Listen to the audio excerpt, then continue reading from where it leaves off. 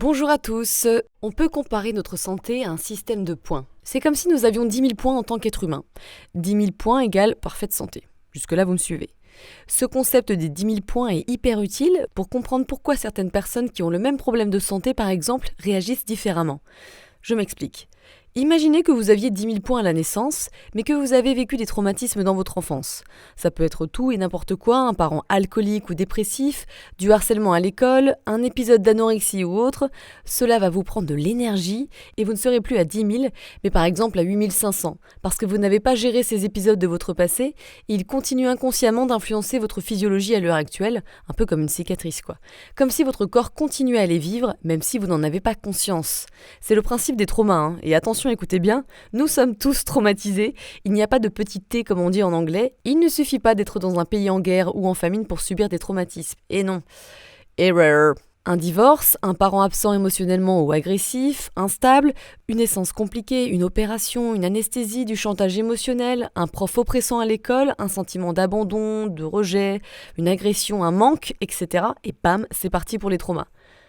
Donc vous arrivez à l'âge adulte plutôt en forme, mais ça aurait quand même pu être un petit peu mieux. Rappelez-vous, vous êtes à 8 500 au lieu de 10 000. Plus tard, ça a l'air d'aller, mais votre travail se passe mal et vous vous faites harceler par votre boss. Ce trou-duc est hyper exigeant et vous rabaisse constamment. Alors vous perdez régulièrement un peu de vitalité, 200 points par-ci, 200 points par-là, car cela vous stresse énormément. Heureusement, vous avez des collègues sympas, ce qui vous fait remonter de 50 points chaque semaine. Ça fait du bien un peu d'amour. Puis, imaginez qu'en plus de cela, votre père décède et que vous avez des problèmes d'argent. Vous perdez 1500 points en deuil et 500 points en plus d'anxiété quant à l'argent. Vous êtes donc passé de 8500 à 6350. À côté de ça, vous mangez mal. Bah oui, en fait, vous enchaînez les fast-food parce que vous n'avez pas la motivation de cuisiner, vous êtes un peu déprimé, vous êtes en deuil.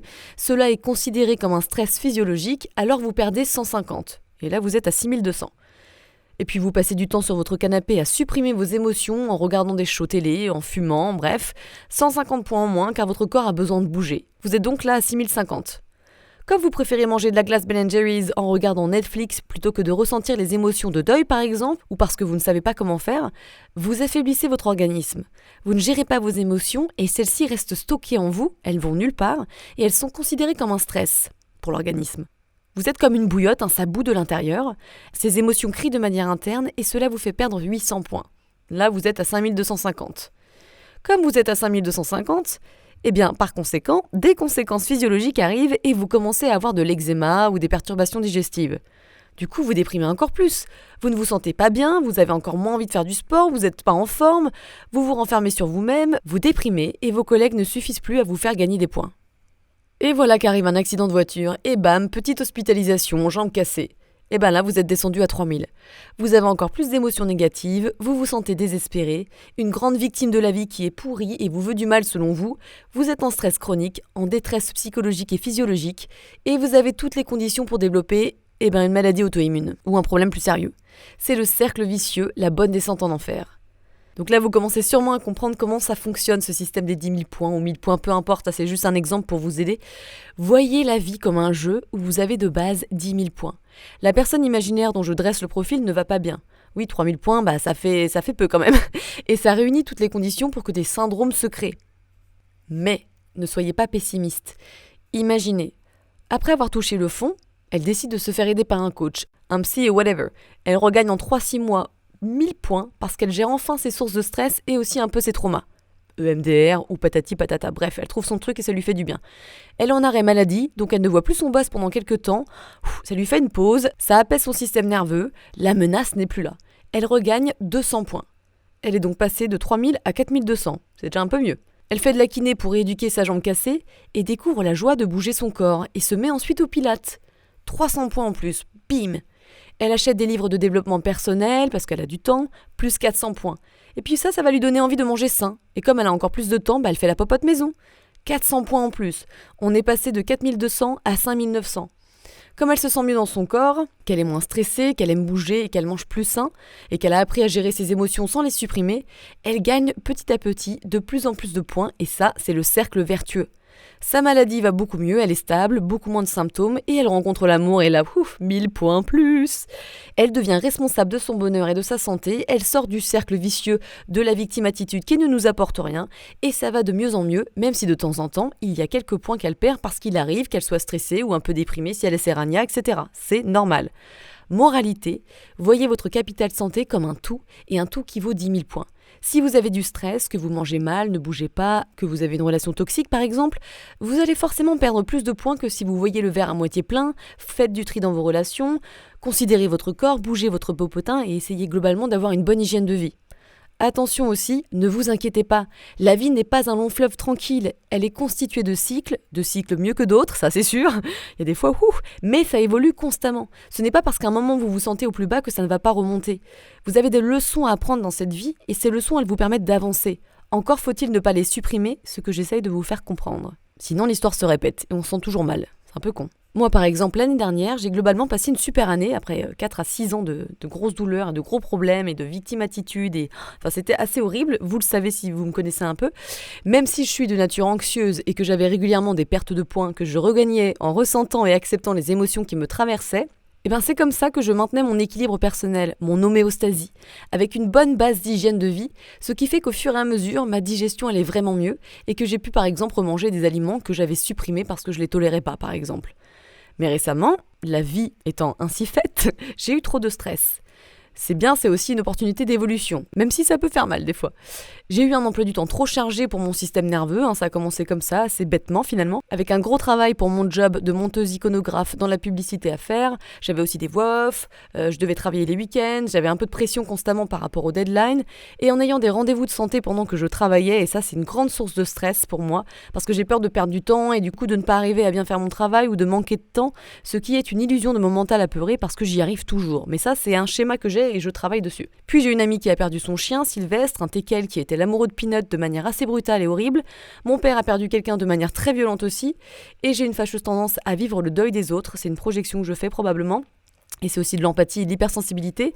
C'est quelque chose qui résonne en moi, que je dois travailler. Et puis aussi d'autres stress très forts et anciens qui ont beaucoup activé mon système nerveux. Du coup, j'ai des symptômes d'anxiété et de douleur la nuit qui m'ont empêché de dormir, car ça me faisait évidemment mal.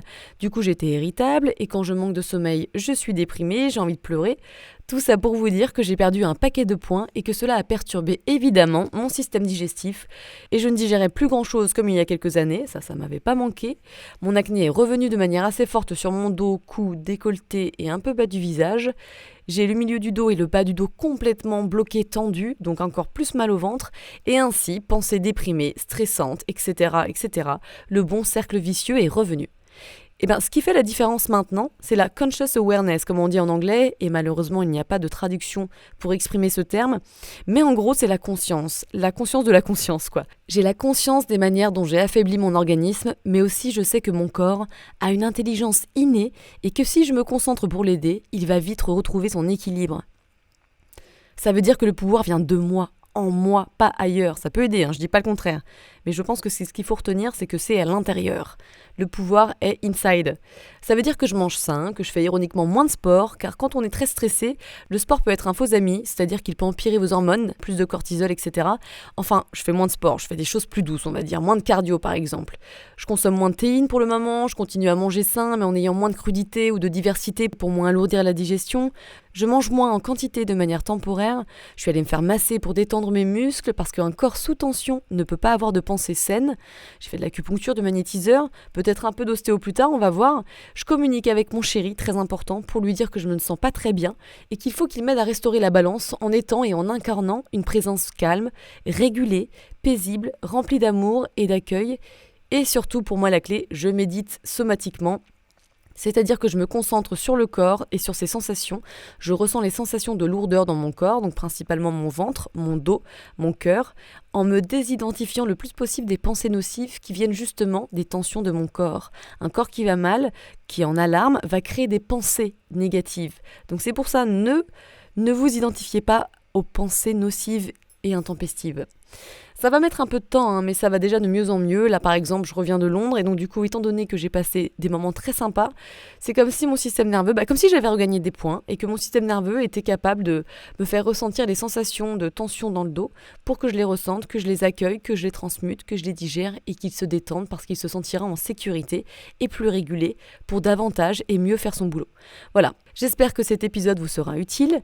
N'hésitez pas à me dire ce que vous en avez pensé, à me mettre des belles étoiles sur Spotify ou iTunes Podcast. Ces épisodes me demandent toujours pas mal de temps et ce de manière gratuite. Ça me ferait donc évidemment super plaisir d'avoir votre retour sur Instagram ou sur les applis. Mais retenez bien, ne soyez pas désespérés. La vie est faite de cycles. Vous avez les clés pour aller mieux. Je vous embrasse. Bye bye.